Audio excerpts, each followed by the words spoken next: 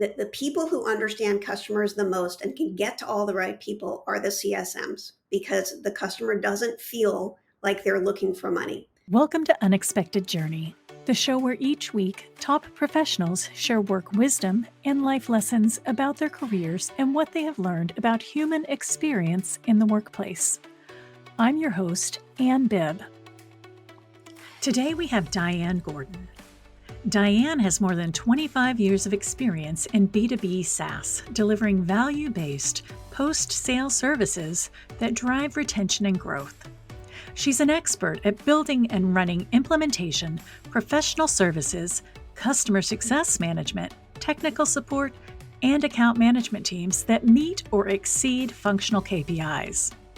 Diane believes customers renew and buy more when two things are true. They feel valued and they get value. Before we begin, don't forget to subscribe and leave your comments below. Now let's get started. Welcome back to Unexpected Journey and welcome, Diane. Thanks, Ann. It's great to be here. I am so glad we finally are able to get together. We've been trying for a while Yes. to actually get together, and the world seems to be against us Yeah, talking, but the we're universe doing is it. not in our court. Yeah. So, Diane, I'd love to hear a lot more about, we've talked about how you are this wonderful and very experienced. You have 25 years of experience in this industry, and how you have so much experience in customer success and customer experience. And I'd like to hear, why don't you just tell us how you got here, first of all, because you are one of the more experienced consultants and individuals in this industry. Thanks, Ann. I think sometimes at this stage of my career, sometimes I hear really experienced as old, which is not wrong. But how this happened was, I started out, my career as a tech writer, and really that experience of explaining things to people, and sort of, I think I have that. I believe that there's people with sort of a service DNA. They're the people who always want to make sure everybody has what they need, everybody's comfortable, temperature's good, and I think a really good tech writer is has that in mind. Like, what can I do to help a person understand this really confusing stuff? And that sort of grew from that into taking on training roles, taking on tech support roles, taking on professional services, all things that are customer facing but designed to provide service.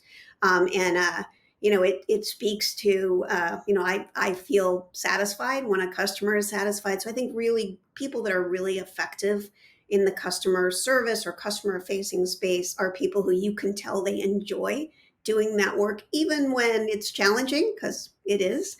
So that's really how I got into it. That was, years ago when I first started, of course. Software as a service wasn't a thing. And so it used to be that, you sold somebody software, and, you didn't really have to take very good care of them. The worst they could do is say bad things about you in the market, but you weren't counting on any more revenue from them aside from maybe some maintenance fees. And so really when software as a service became a thing, and this my jobs of like providing sort of minimal service, if you will, to provide, good service, turned into customer success, which is really now in this world, you're really always selling. You're never done, right? So a customer buys from you, and you have to make sure they buy again at the end of their contract. And so anybody that's touching the customer is really has to make sure that they are continuing to get the value they thought they would get when they initially bought. So it changed really dramatically when software as a service started. It went from providing good service in support of a single time purchase to, okay, we have to make sure you buy every year or every 2 years. And so the nature of the services really changed, and turned it from being pure service into kind of a healthy mix of service and sales. Sales DNA as well, even without a quota. So yeah, that's the history. And I was lucky enough to be on the bleeding edge of customer success and experience when SaaS became a thing, was one of Gainsight's first customers, for example. And so I've seen a lot of evolution in the space just in the last 20, 25 years. You're one of the first people that's ever brought up the evolution of customer success. Hmm. And I think that's really interesting because I think you explained it the best. I bring it up a lot and I ask people how it came about, but you explained it so eloquently Thanks, of Sandy. how it became the evolution of always be selling. I hear salespeople say, always be selling, but really, that's customer success. And Yeah, it's kind of, really. but not in a salesy, aggressive kind of way. No, it's the job of a salesperson during the sales cycle is to convince the customer that they will get at least as much value as the money they're parting with, right? Like it's like, am I going to get at least as much value from this software as what I'm about to spend, and hopefully more, right? So the salesperson convinces them, they say, fine, I plunk down my money. And now everything that happens post sale has to be about constantly delivering on that value so that come renewal time, the customer holds up the spend against the value they've been getting and goes, is is it equal or better? And if not, I'm out. And so that sort of proving the value constantly, not just answering your questions, but making sure that you believe your money is well spent, is what I mean by the customer success being in sales mode. So, So what do you say to the individuals that say customer success has absolutely no role in sales?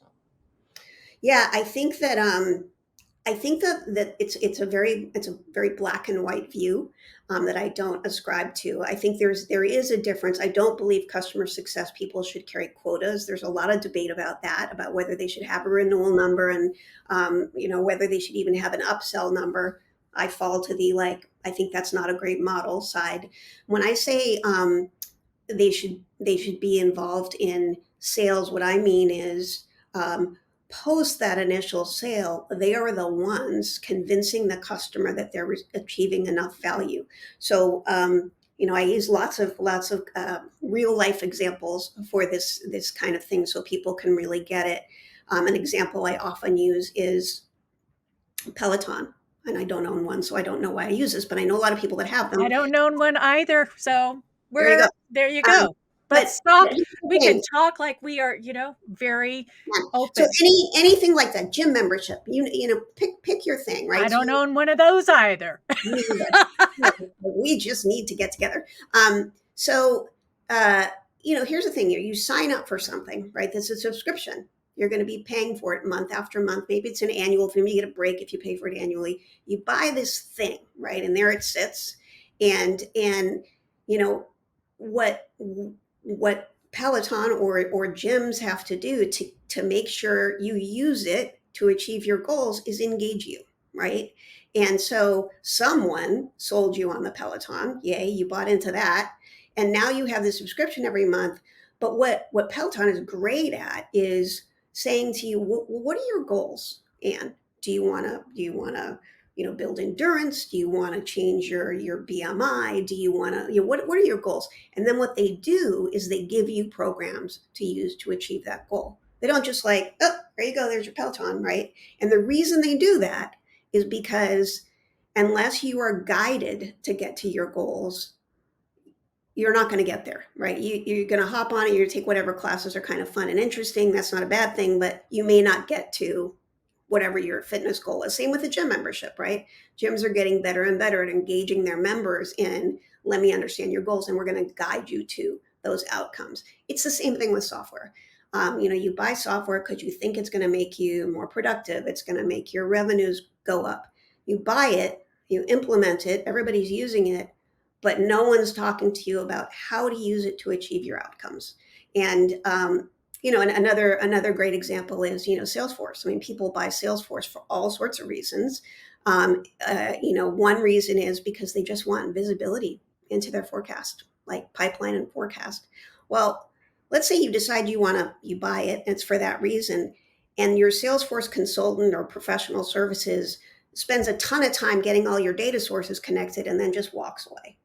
and doesn't really talk to you about the change management that's required in your organization to get people in the system and using it. So come forecast time, you have all this data, but it's not good. So this is my point, is like convincing people of the value during the sale is great. Post sale, it's about delivering on it, getting the customer to the outcome they thought was important. If you just give it to them and kind of go, call us when you need anything, it is very likely they will achieve some outcome, but it won't be the ones they wanted.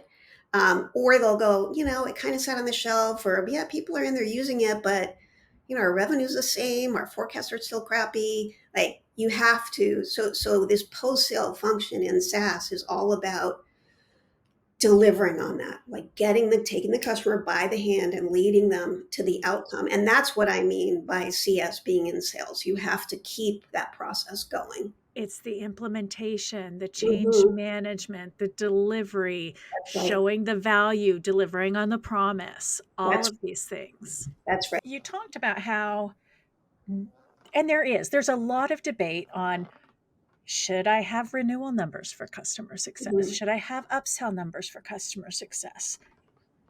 What are the appropriate, in your opinion, right? In your view, when you're helping your clients, what do you help them to put as appropriate and realistic KPIs for their customer success organization?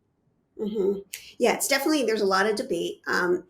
Look, I believe, so some of it has to do with where you are in your organizational maturity. If you're a tiny Right. little company and you've got, and you're really the place where you hire a few Jedis and everybody does everything, then that's not what we're talking about here. Because in that No, case, because let's be honest, when you're a startup, a yeah, customer success team, they're going to do implementation, they're going to do onboarding, they're going to do everything from they're start probably going to do everything.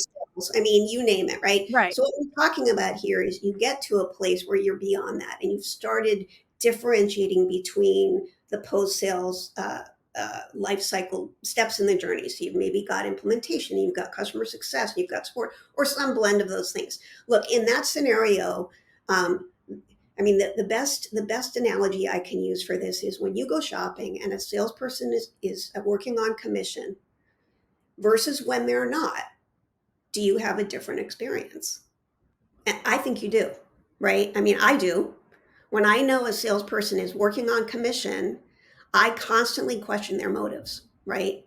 And so think about that. If you know that a person isn't working with their hand out in any way, right? You're going to be much more authentic with them. You're going to be very transparent about what's going on for you and your business. And so that that relationship between the CSM and the customer is um, it's sacred, right? It's the only place in your organization where the customer is talking to a person who has no agenda other than to get them to value, which is a good thing You for the know what customer. I think about whenever I mean, it's a great analogy, but what I think about in that moment, and I'm going to completely date myself right now, Oh, go! You is can't Pretty not do it. Woman. Do you work on commission? Big mistake. That's right. Big. Like, that's what I think of. Yeah, yeah. So, but that's the thing, right? I mean, it's actually a good example because if they just had stopped Right. and thought about Because she it, walked in, they just turned her away because they were working on commission because they commission. didn't think that she was going to buy. But she walks in with somebody that looks like a money bag, and all of a sudden they're all over her. That's So, right. you know, Yeah, so that's philosophy one is, I think customers are the people who understand customers the most and can get to all the right people are the CSMs because the customer doesn't feel like they're looking for money. That's reason one. I think it dramatically changes the relationship between the customer and the person. The second reason is, and I go back and forth on which of these is most important. The second reason is people that have really great service DNA and make great CSMs are terrible at talking about commercials. They hate it. It makes them uncomfortable. It makes me uncomfortable to talk about money. So with a customer, so you have to like decide, if you're gonna norm on really building a trusted partnership with the customer and hire people who really love doing that, it's in fact, even, when we run like some of my customers are running a spiff on, identifying upsells. Some of them are okay. Some CSMs will do it, and some are like, I'd rather not get the bonus. Like, I don't want to. So you just, and again, it depends on where you are in your maturity cycle. And you can find CSMs who are okay with having commercial conversations, or even really like that. Maybe they belong in account management or sales, but more often CSMs are like, let me talk to the customer about how to use our product to do their jobs, right? And don't make me talk to them about dollars. And so it's both of those things. And I think it's hard enough to find people that are right for the role than to look for sort of these unicorns that can do it all. So I think once you're past that point in the maturity cycle, the thing to do is to have a part of the CSM bonus that's tied to either overall renewal rate or the renewal rate for their book of business, which is, it's harder only because books change so frequently. So it's sort of like a operational nightmare, but you can do that. But most CSM teams, part of their bonus is tied to the company's overall renewal rate, either GR or NR. That's fine. But And just so that everybody that's listening who doesn't know, NRR, net retention rate. yeah, sorry. So gross retention is the percentage of customers you started the year with that you still have at the end of the year. So you started with 100% of your customers at the end, you ended up with 90% of that revenue. That's your GRR. Net retention is the GRR plus any revenue that you added to those existing customers. So if a bunch of those customers bought, 20% more, you'd end up with an NRR of your 80 plus 20, which would get you to, you'd be at 100, I'm sorry, 90 plus 20, which would get you to 110 NRR. So the most common thing is to compensate CSMs on GRR, but one of my customers today compensates the whole company on NRR. And because everyone, we do want people identifying upsell opportunities. I've seen it both ways. Right.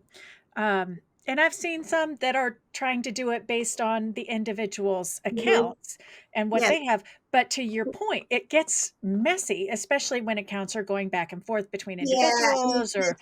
You get into like, oh, I don't see a sense of like, I don't want that one. That's, that account is a loser. I don't want it. Or, you know what? Diane doesn't like Anne. She wants to work with Sally. So, because it happens. You want your clients to work with people that they absolutely like and that they're going to mesh with, because then they will grow. Mm-hmm. So, and that happens a lot. It And does. there's nothing wrong with it.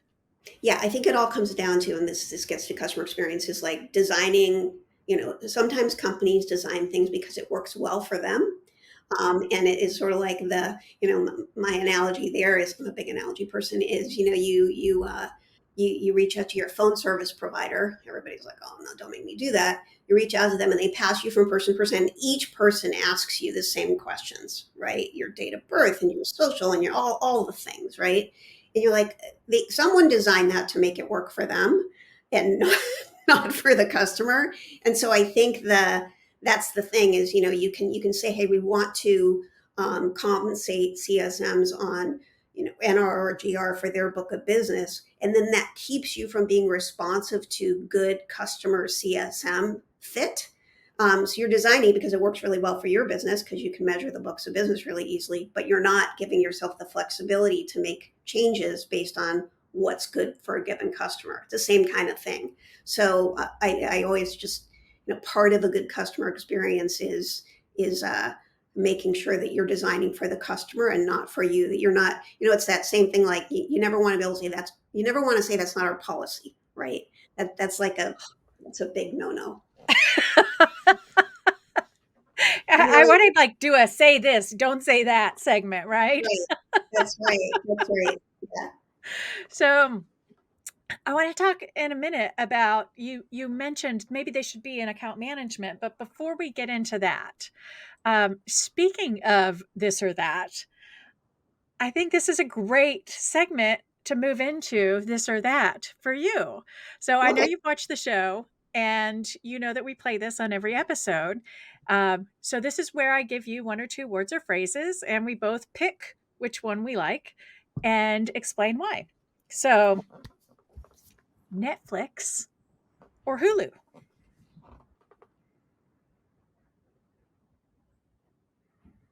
Netflix.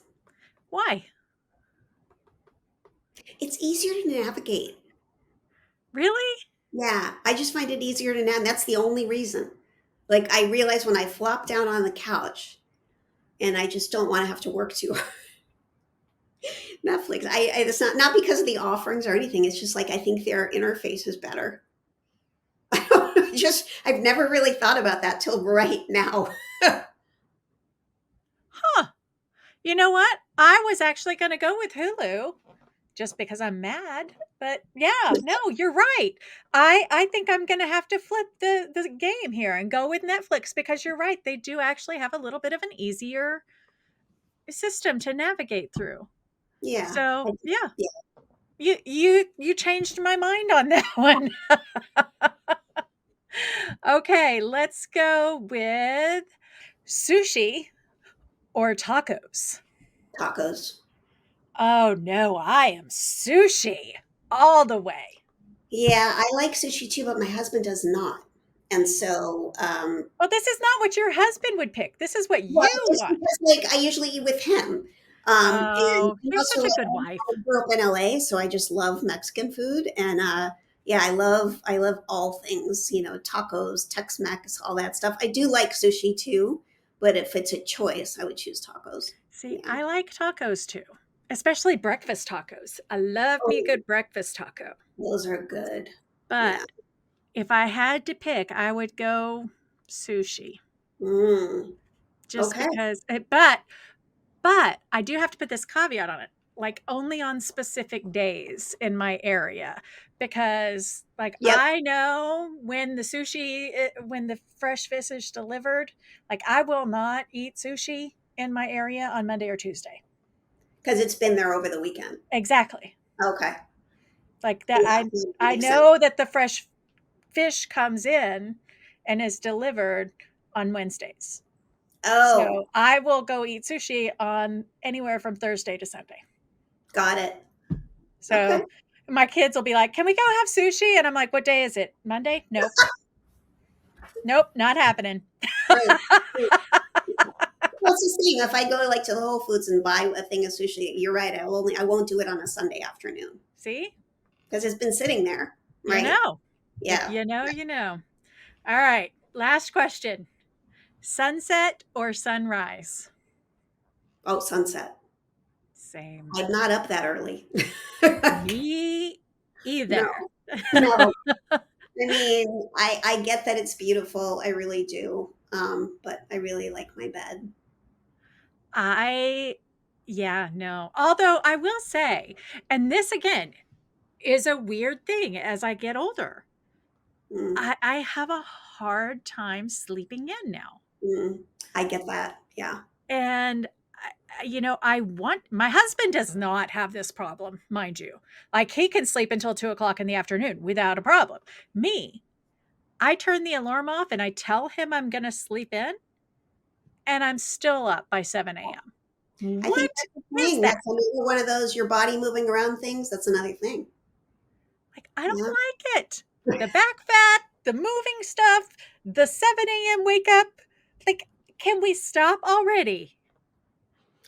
Yeah, as I said to my doctor, I was complaining to her the other day about something. I don't like this getting older thing, and she said, "Well, the alternative's not very good either." So I was like, that's fine. Perspective. Yeah, right. So earlier we were talking about CSMs, and you mentioned how some CSMs don't like commercials and maybe they would be a good fit for account management. And I find this really interesting because I've had this conversation with a few individuals about what is the difference Hmm. between, let's say, and let's actually break it down into three different things. What is Hmm. the difference between a customer success manager, a client services manager, and account manager? And is there even a difference?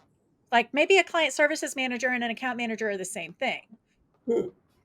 I don't, I'm not familiar with that term client services manager. That feels very B2C to me, feels Okay. very like, you're the person at a service counter kind of thing, or, you're returning something, on the phone with somebody. It may be B2C. It may, A yeah. client service feels that way to me. Very transactional is what that feels like. Um, so I don't really see that used much in SaaS. I've never used it. The So here's the thing. Depending on an organization's sales model, um, whether they are a pure hunter or a hunter farmer model, what happens post the initial sale is really important. So let's say a salesperson goes out, they sell $1 million deal, and your model is a hunter model only. You only want them closing new logos, and you say, all right, you can hang on to that account for 6 months in case there's any additional upsell then, but then you have to move on to hunt other things. And some organizations organize that way because they hire that profile of people to look for new logos, and farming is not a good use of their time. In that case, what has to happen is that customer now that has potential upsell opportunity either to additional regions, other divisions of the company, more products in the companies in our portfolio, someone has to be making sure that we are milking that customer for more revenue, right? The salesperson moves on. They're no longer interested. So who's going to do that? Who is going to be creating the account plan, looking for the green space opportunity with that customer, and sort of going, all right, well, originally you bought for, your Chicago division, but we know you have an LA division and a New York division. Who's going to have those conversations? Salesperson's not going to do it. Customer success is not a salesperson. So what you want to do is you want to have people that are really farmers. I call those people account managers. And sometimes account management it's used to mean a lot of different things, but the best model for account management is one where they are responsible for up and cross selling customers no longer owned by the sales organization, and they're also responsible for closing the renewal. So they have commercial responsibility for customers that are no longer owned by the initial salesperson, all commercial responsibility. And so the way to think about it is the CSM is responsible for serving up a happy, bright green customer. And the account manager is responsible for sowing, for farming that green customer for the renewal, upsells, cross sells. And so they're typically salespeople that are great farmers, better, more comfortable with, selling into an existing base versus looking for new logos. And they're very different profiles.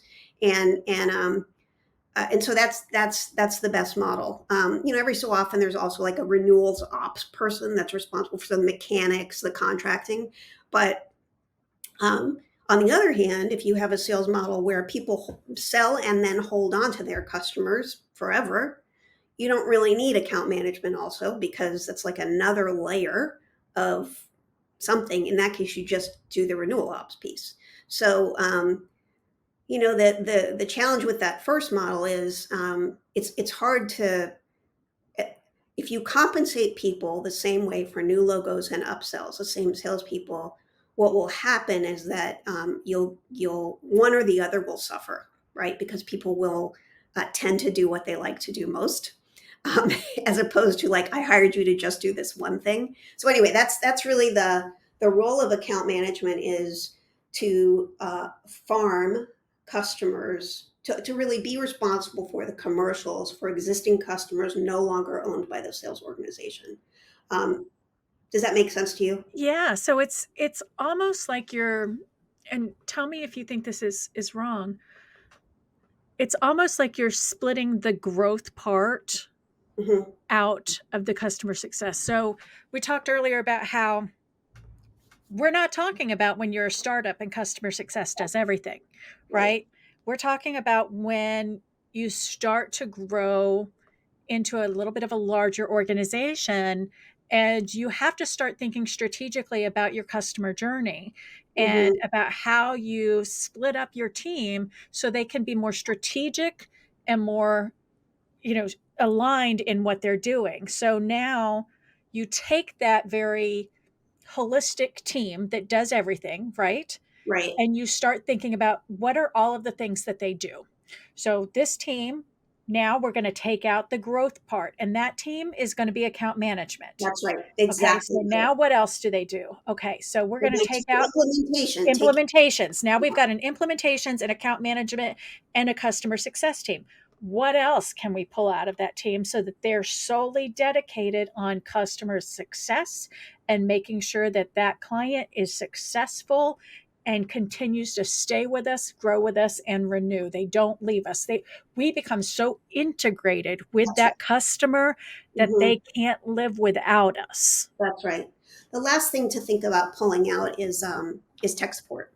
And I'm working for one of my customers now where the CSMs do um, both tech support as well as CSM. And what happens in that, and they're just at the cusp of splitting it out. And so the challenge with that is that that again you hire a customer because you typically hire CSMs who are you know pretty technical. They're good at customer relationship management. They're more expensive than tech support people. And then you have them doing tech support. And so you're spending a lot on tech support. And also, customers tend to, they tend to, if I'm a CSM and I have a customer and they have 5 open tickets, I'm going to spend all my time resolving those because they're critical versus doing proactive care. So at some point, you need to split out tech support, and then you will find that some CSMs actually really enjoyed doing tech support because it's tactical, it's satisfying to close things all the time. Maybe they go out of customer success and become part of the tech support team. Exactly. And that's what we're doing at this second customer is that we have a person in particular, and that person's going to become the lead slash first person on the support team. For everybody that's watching. So we started out as a startup, right? Mm-hmm. With our customer success team. We've grown. Now we've got a customer success team, an account management team, an implementation team, and an IT team.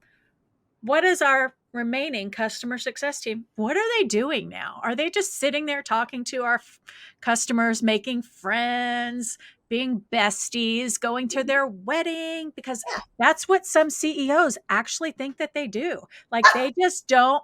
I kid you not. They're like, well, they are a non-revenue generating department, and all they do is have relationships. They do nothing for us. They don't do anything. Why am I spending money on this customer success team? So what do they do for us now?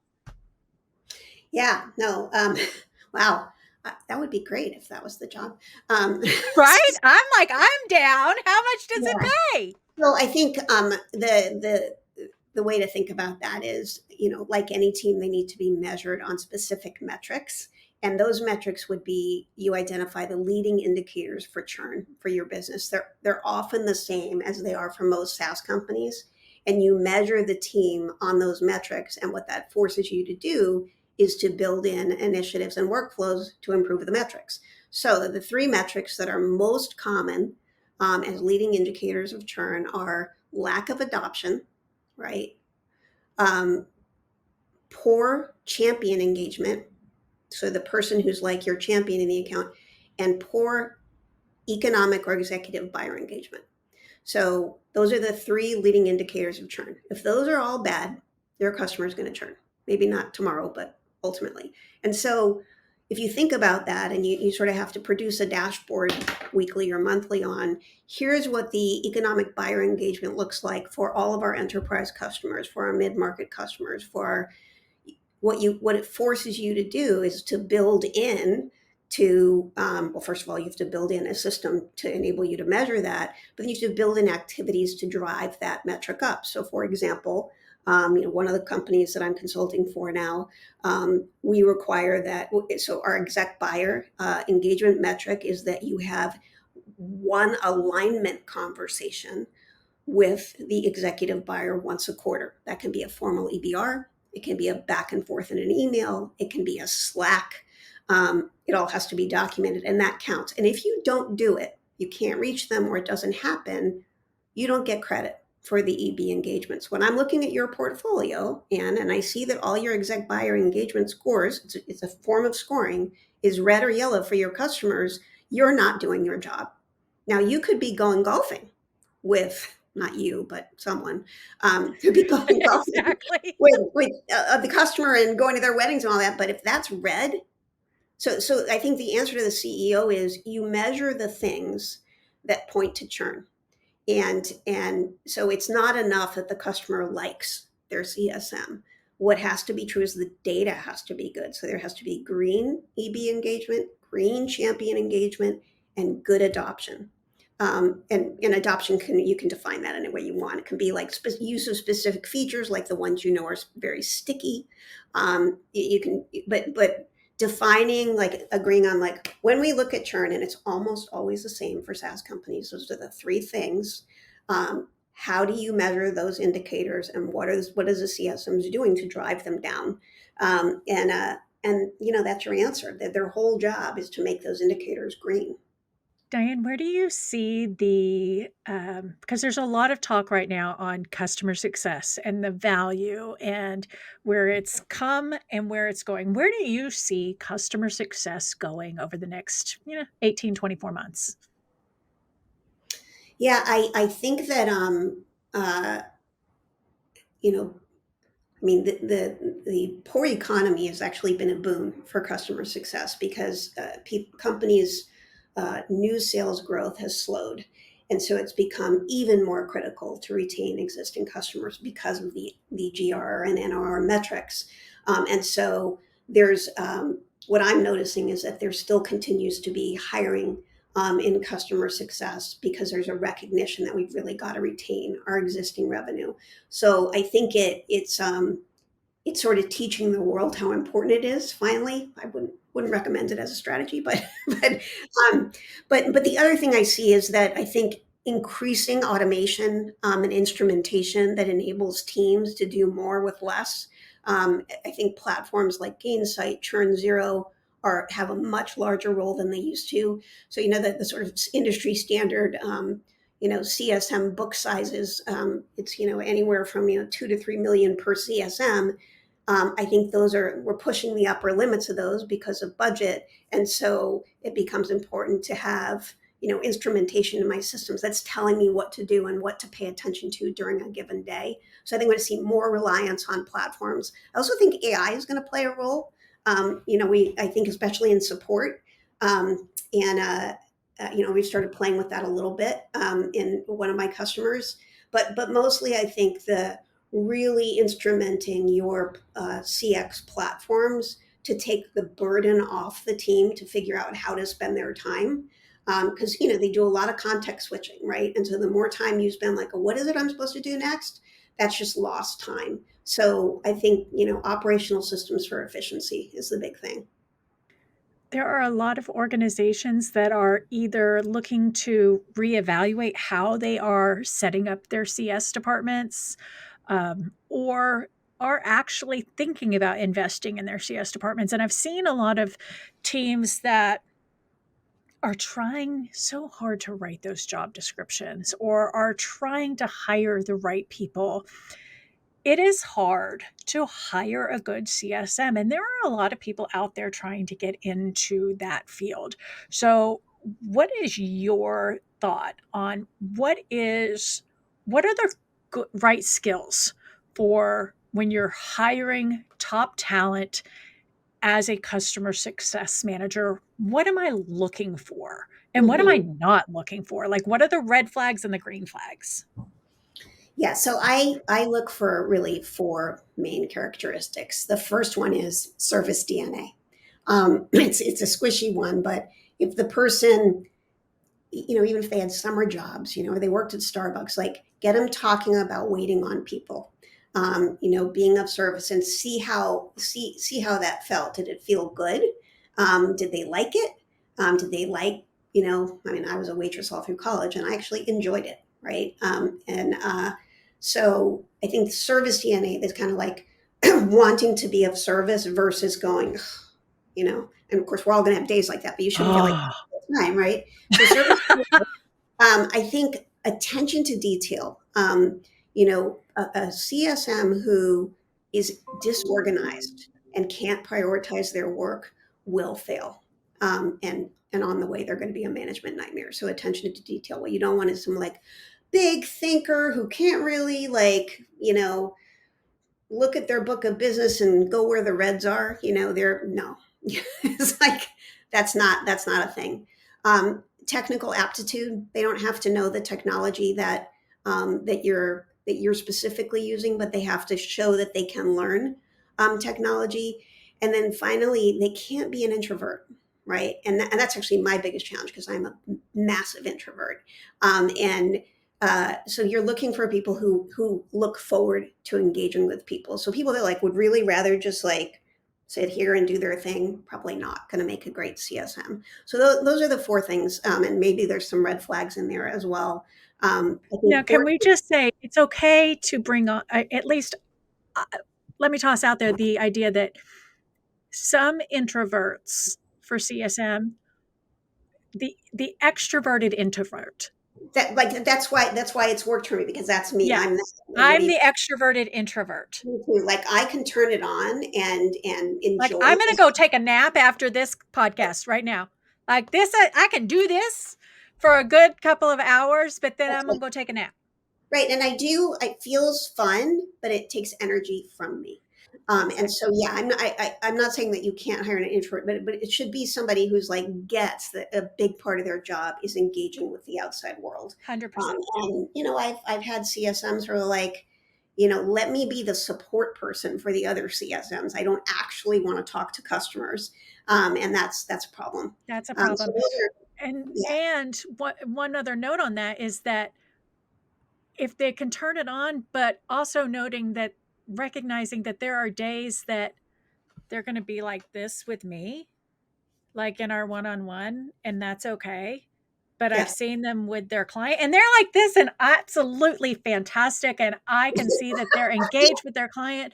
But when they're with me, it's like this. And I'm okay when they're like this with Yeah, me because I totally. know that that's not what they're like with their client. And I don't have to worry about them being completely monotonous and da da da da da. And I'm like, so it's interesting to see how an extroverted introvert can just like flip that switch when they want to.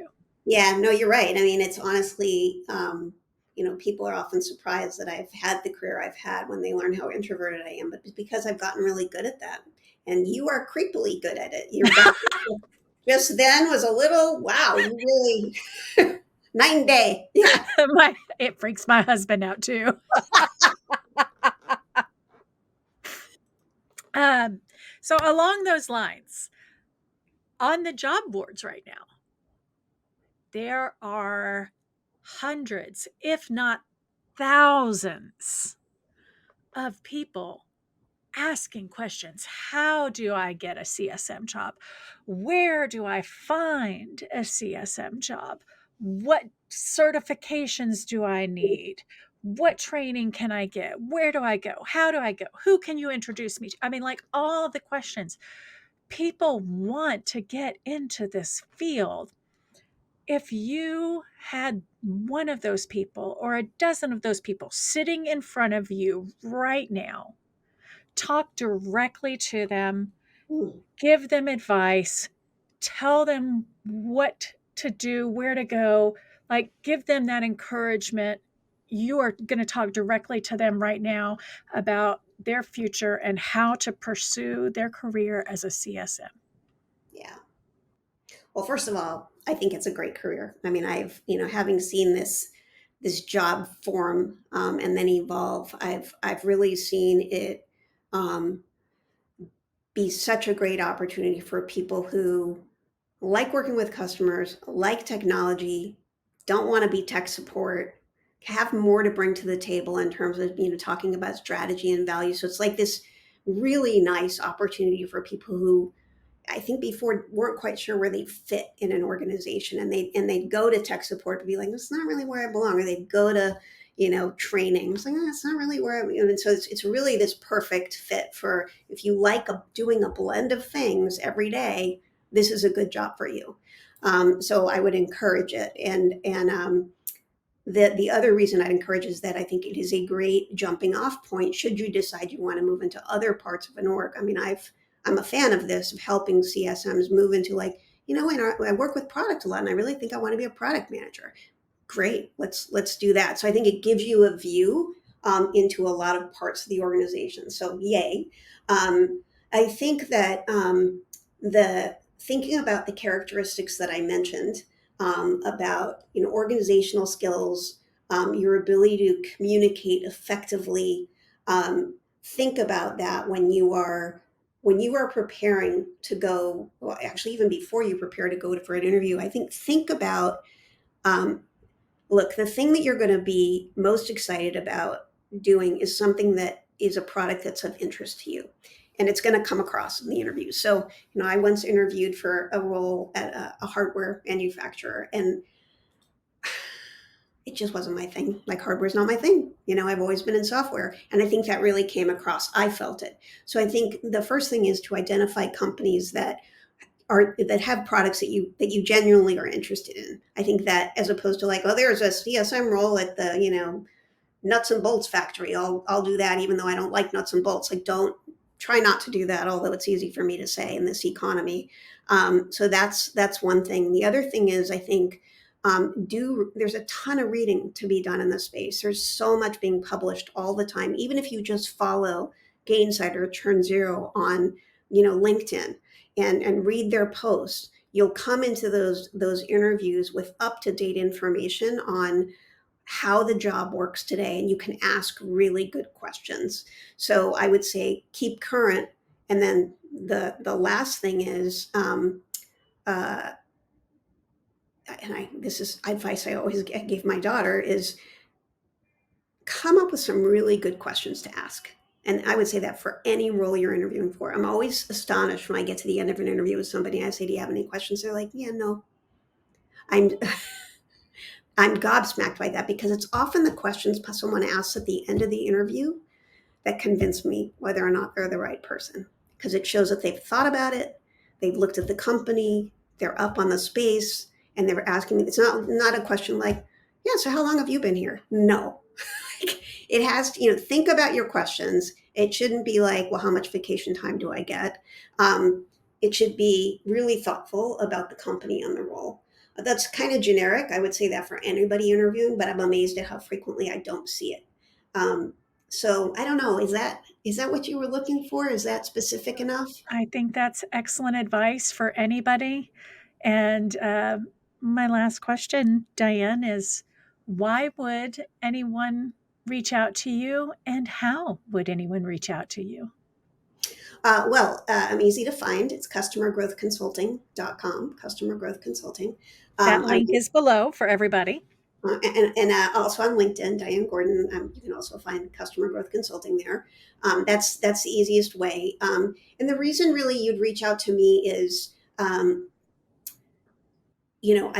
been at this a long time, and I think that the secret to driving renewals and net retention is in a journey, a customer journey that has four threads in it. We've covered all four of these threads. The first one is, what's the experience the customer is having of you and your company, right? Are you making it easy for them to do business with you from the time they buy or even before they buy? But what does onboarding look like? What happens after onboarding? How do they move through the journey? That's like the most basic thing.